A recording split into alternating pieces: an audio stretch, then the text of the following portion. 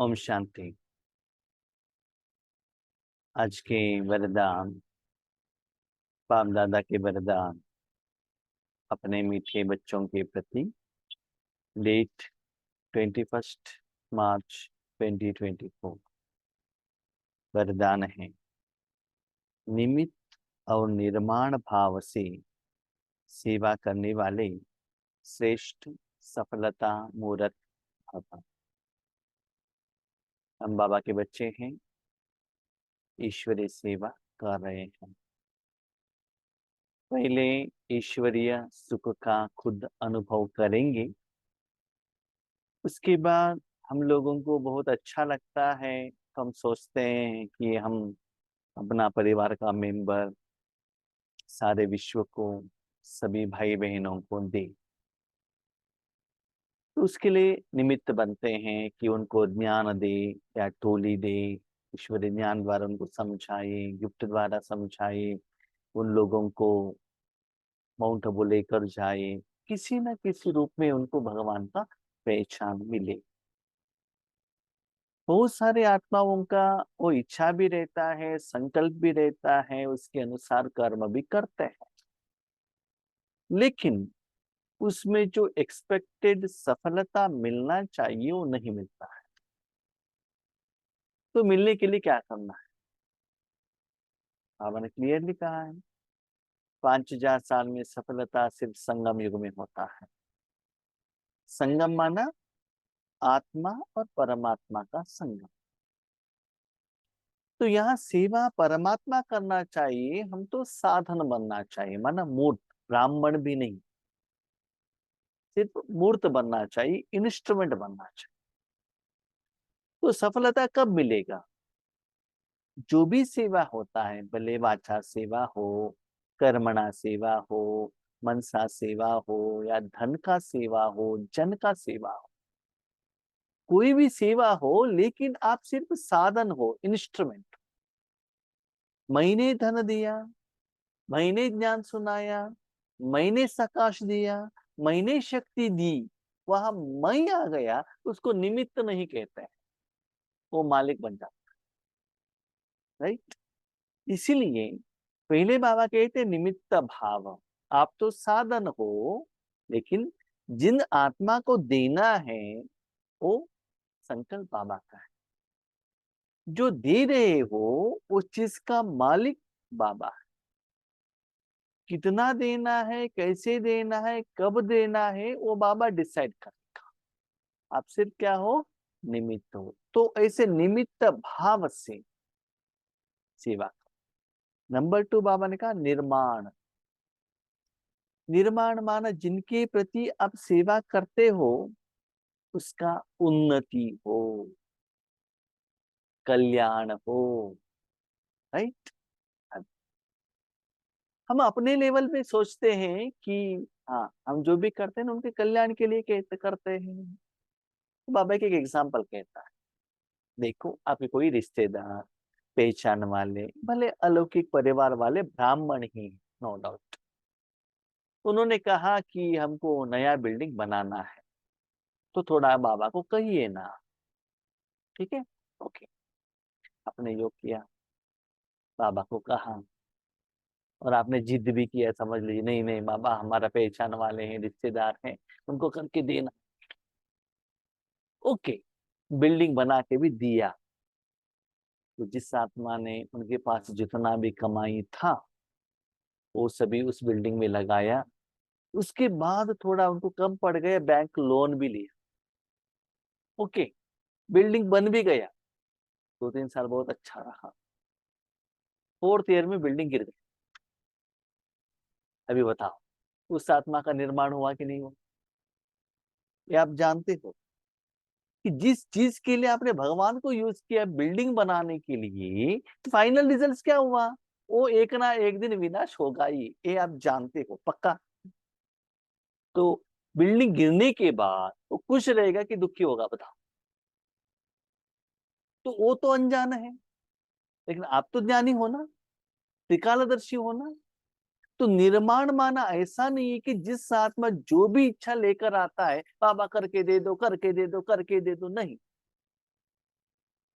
तीनों कालों को सोचो ना।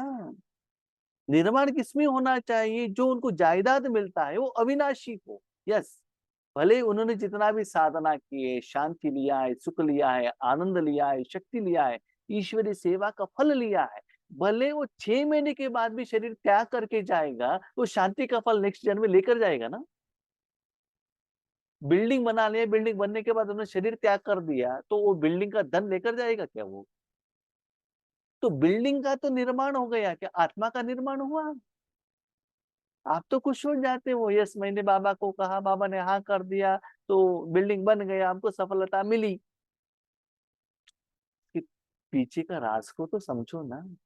हे बाबा कहते हैं एक निमित्त, दूसरा उस आत्मा का कल्याण होना चाहिए, निर्माण होना चाहिए। तो ऐसे इस भाव से सेवा करेंगे। इसका मतलब याद रखिएगा, किसी आत्मा का, किसी शक्ति का, किसी जड़ चीज का, चैतन्य चीज का कल्याण होना है, तो उसमें भगवान का जो ओरिजिनल शक्ति है ना, वही जाकर पहुंचना चाहिए, कन्वर्शन नहीं। That is original format of सत्य। जब जाकर उनको पहुंचेगा, तभी आत्मा में कल्याण होगा। आप आज जानते हैं ना, लौकिक में लोगों के पास कितना धन है, पोस्ट एंड पोजीशन है, रिस्पेक्ट है, सम्मान है, कि उससे आत्मा का कल्याण होता है? क्या आत्मा खुशी है? नहीं है ना। आपके सामने है, आप अपनी जिंदगी देखो, बाकी किसी का नहीं। जब आप छोटेपन में थे कितना गरीब थे, और आज धनवान बने हैं, पहनने के लिए ठीक से कपड़ा भी नहीं रहता था किसी किसी को, भोजन भी नहीं मिलता, लेकिन कितना खुश थे। आज बहुत अच्छा कपड़े भी है, बिल्डिंग है, मार्बल्स है, मोबाइल है, सब कुछ है, खुश हो? नहीं। इसका मतलब ये सभी धन से, चीजों से, साधन से आत्मा का निर्माण नहीं होता है। इसलिए जिनको भी कुछ देना चाहते हो, जो संकल्प करते हो, उसके पहले सोचो कि उसको क्या देना है, वो क्या मांग रहे हैं। यस, उनका गलती नहीं। एक छोटा बच्चा पूछता है कि मुझे क्या चाहिए, गोभी मंचूरियन चाहिए, गुलाब जामुन चाहिए, वो खाने के बाद क्या असर होता है उनको क्या मालूम है, उनके पास अनुभव नहीं है ना। लेकिन आप तो जानते हो। इसलिए भले आपके सामने कोई आत्मा आए, तो उनको मना मत कीजिएगा, ये गलत है, आप ये नहीं पूछना नहीं। बाबा को कहो, बाबा जो इच्छा वो आत्मा कह रही है, उसमें उसको कल्याण होता है, तो आप उसको क्या करो, एक्सेप्ट करो और उसको करके दे देना। उसके लिए मुझे निमित्त बनना, कराना।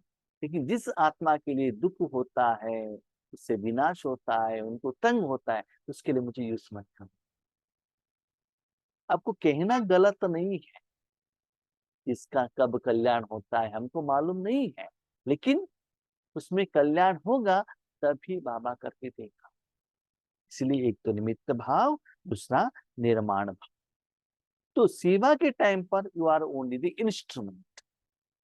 इस भाव से आप अपने तन मन को भगवान के हाथ में देंगी, उसके बाद जो सेवा हुआ उसमें सफलता होगी, और उस सफलता का जो फल है ना, वो भी आपको एक्सेप्ट नहीं करना चाहिए, आपको सिर्फ मूर्ति बनना। सेवाधारी अर्थात सदा बाप समा निमित्त बनने और निर्माण रहने वाले। जैसे ब्रह्मा बाप निमित्त थे ना, और निर्माण। कभी कभी हम क्या करते हैं ना, बाबा उन्होंने मुझे गल गुस्सा किया था, उनको थोड़ा तंग करो, उनको थोड़ा समस्या ला कर रखो। ऐसा नहीं। इसका मतलब क्या है, आप जो पूछ रहे हो उनको नीचे गिराने का। कभी कभी एक छोटा बच्चा आकर कहता है ना पिताजी को, देखो उन्होंने मुझे थप्पड़ लगाया, अब जाकर उनको थप्पड़ लगाओ।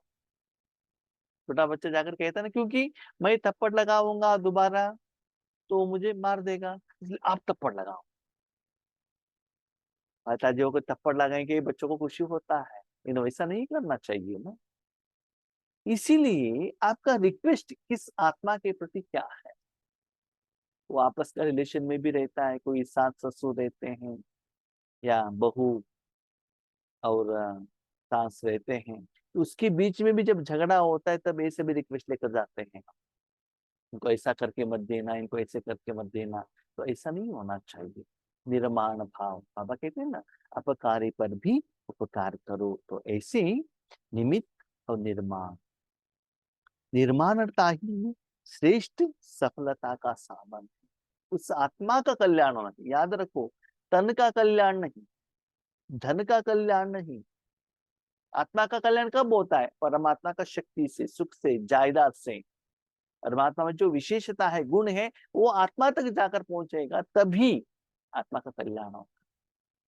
हम कभी कभी क्या करते हैं, बाबा उनको है ना एग्जाम में पास करो ना, इनका ये डिग्री कंप्लीट होने दीजिए ना, इसका कल्याण नहीं है। माना जब आप सीनियर बनते जाते हैं तो आपका सोच चेंज हो जाता है। देखो मैं आपको एक एग्जांपल कहता हूँ।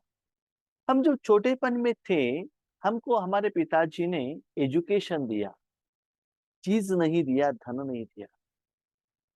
और आज के जमाने में लोगों को हम क्या करते हैं, कंप्यूटर देते हैं, बाइक देते हैं, उनको भोजन बनाना सिखाता नहीं, एजुकेशन नहीं देते, हम रेडीमेड चीज देते हैं। तो उसका संस्कार से वो लोग क्या करते हैं मालूम है? कंप्यूटर रेडीमेड, चपाती रेडीमेड, कपड़ा रेडीमेड, हर बात उनको रेडीमेड चाहिए, वो कुछ बनाने के लिए रेडी नहीं है। हमको पहले ये सिखाया जाता था जो भी काम है ना कैसे करना है, झाड़ू लगाओ, पोछा लगाओ, वो सिखाया जाता था, है ना।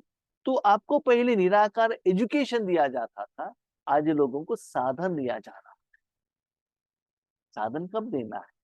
यस, अभी आप लोगों के पास जाकर ज्ञान देंगे तो ज्ञान देने के लिए कोई रेडी नहीं है। डायरेक्ट अभी उन लोगों को क्या देना चाहिए? शांति सुख देना चाहिए, जिनको वो एबिलिटी नहीं है। अंतिम द्वापर कलयुग में आने वाले आत्माओं में, ठीक है। इसलिए निर्माणता माना क्या है? जो भी आप देना चाहते हो उस आत्मा का कल्याण होना चाहिए। कभी कभी हम ये भी कहते हैं, कोई आकर कहता है भाई जी मेरा बिजनेस अच्छा हो तो थोड़ा बाबा को कहो ना। ठीक है, हमने बाबा को कहा, इनको बिजनेस अच्छा होने लगा, वो बिजनेस में इतना बिजी हो जाता है, प्रॉफिट लेने के लिए स्टार्ट करता है, इसके पहले जो अमृत वेले में योग में आता था, मुरली सुनने के लिए आता था, वो आना बंद कर देता। अभी बताओ उनका निर्माण हुआ कि नहीं? हुँ? उनको जो चाहिए वो मिल गया, हमने जो बाबा को कहा वो भी कंप्लीट हो गया, लेकिन आत्मा का जो इंप्रूवमेंट होना चाहिए वो नहीं। मेरे बच्चे सोचो, समझो, लोगों को क्या देना चाहिए। किसी भी सेवा में सफलता प्राप्त करने के लिए नम्रता भाव और निमित्त भाव धारण करो। नम्रता से, अधिकार से, मैं दे रहा हूं, नम्र भाव से देना है और निमित्त भाव से करना है। इससे सेवा में सदा मौज का अनुभव कर, मैं करूं, मालिक बनेंगे ना तो उसका जिम्मेदार आप ही बन जाए, अच्छा हो या बुरा हो उसका जिम्मेदार आप ही बनेंगे। आप निमित्त बनेंगे तो क्या होता है ना, जिम्मेदार कौन है? बाप। देखो आपने भोजन रेडी किया, आप उनको जाकर दे रहे हो, ठीक है, तो अच्छा हुआ या खराब हुआ जिम्मेदार आप होंगे ना। यस, अपने घर में माँ ने भोजन बनाया और कहा आप सिर्फ लेकर जाके उनके बाजू घर के आंटी का दे दो, जो भोजन आपने सिर्फ लाकर उनको दे दिया, अच्छा हुआ बुरा हुआ उसके लिए आप जिम्मेदार नहीं हो। कौन जिम्मेदार है? जिन्होंने आपके हाथ में दिया है वो जिम्मेदार। तो ईश्वरी सेवा में भी जितना आप निमित्त बनते हो उतना आप सेफ रहते हो, इससे मौज का अनुभव होता है।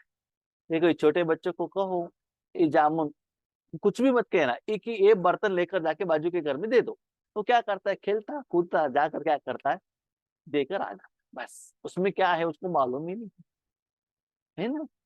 ऐसे बाबा कहता है, ऐसे ईश्वरी सेवा में निमित्त बनो।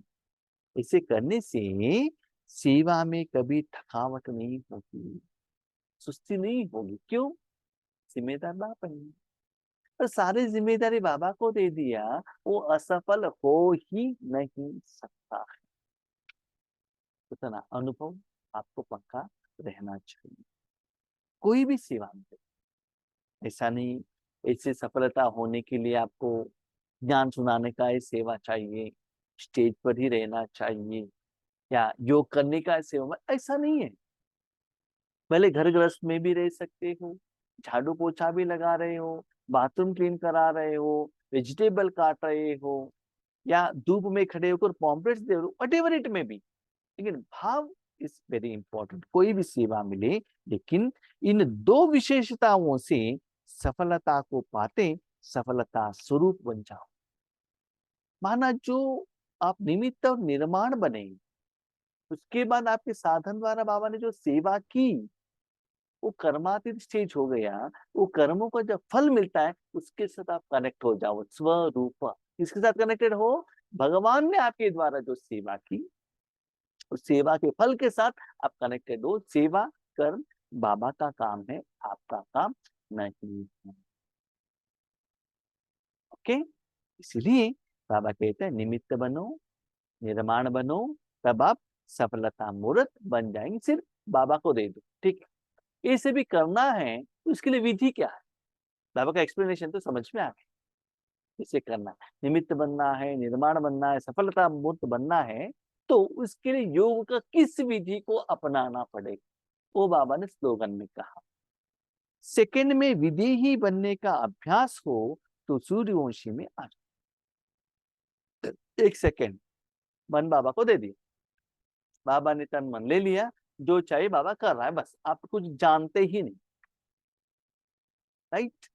तो सूर्यवंशी माना बाबा ने कहा ना कल संडे की मुरली में, जैसे कि सूर्य निरंतर एक ही जैसा रोशनी देता ही रहता है ना। जो भी बादल है, पहाड़ है, वो सभी सूर्य का नीचे आता है। इसीलिए आपको क्या करना है, मन बाबा के हाथ में दे दो, चुपचाप परंधा में बैठ जाओ। नीचे क्या होता है, क्या समस्या है, क्या है, ये कुछ भी आपको कुछ लेना देना नहीं है। आप सूर्य के साथ हो ना, आपके द्वारा वो शक्ति क्या है, जा रहा है, बस तीनों लोगों को जा रहा है। तो उसके लिए एक सेकंड तक बाबा कहा, बाबा ने मन को ले लिया और बाबा से शक्ति जा रहा है, बस सभी को जा रहा है। वो अच्छे हैं, बुरे हैं, आपसे कोई रिलेशन कोई भी हो, सभी को जा रहा है विदेही। जैसे कि गुलजार दादी अपना तन मन बाबा को देती थी ना, ऐसे ही आपको भी बनना है। ओके, अच्छा, हम शांति।